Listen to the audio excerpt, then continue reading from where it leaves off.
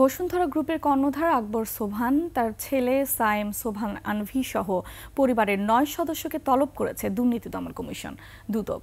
এছাড়া দুর্নীতির অভিযোগে স্বাস্থ্য উপদেষ্টা নূরজাহান বেগমের সাবেক 2 ব্যক্তিগত কর্মকর্তা মোহাম্মদ তুহিন ফারাবী ও ডাক্তার মাহমুদুল হাসান দুদকে তলবে হাজির হয়নি। বিস্তারিত সুমাইয়া খানের রিপোর্টে।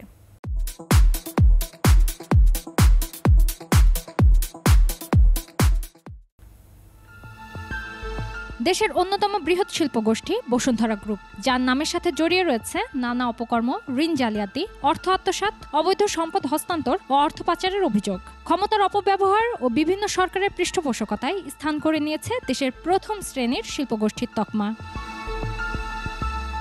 এবার সেই ভূমিদস্যু শিল্পগোষ্ঠীর কর্ণধার আকবর সোবহান ও তার ছেলে বসুন্ধরা গ্রুপের ব্যবস্থাপনা পরিচালক সায়েম সোবহান আনভি সহ পরিবারের 9 সদস্যকে তলব করেছে দুর্নীতি দমন কমিশন দুদক। রাজস্ব ফাঁকি, ভূমি দখল, জালিয়াতির মাধ্যমে অর্থ আত্মসাতের অভিযোগে তাদেরকে আগামী 25 ও 26 মে জিজ্ঞাসাবাদের জন্য তলব করা হয়েছে।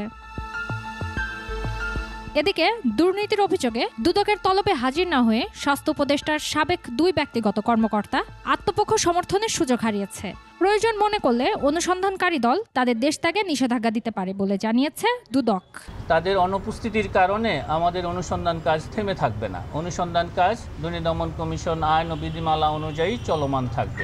আমাদের নির্ধারিত অনুসন্ধানের কার্যক্রম যখন সম্পন্ন হবে, নিয়ম অনুযায়ী তারা আমাদের যে টিম কাজ করছে তারা প্রতিবেদন দাখিল করবে। সে অনুযায়ী প্রতিবেদনের আলোকে তাদের বিরুদ্ধে ব্যবস্থা নেওয়া হবে।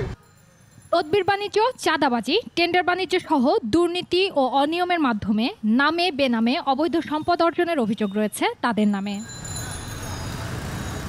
সুমাইয়া খান, 21 টেলিভিশন, ঢাকা।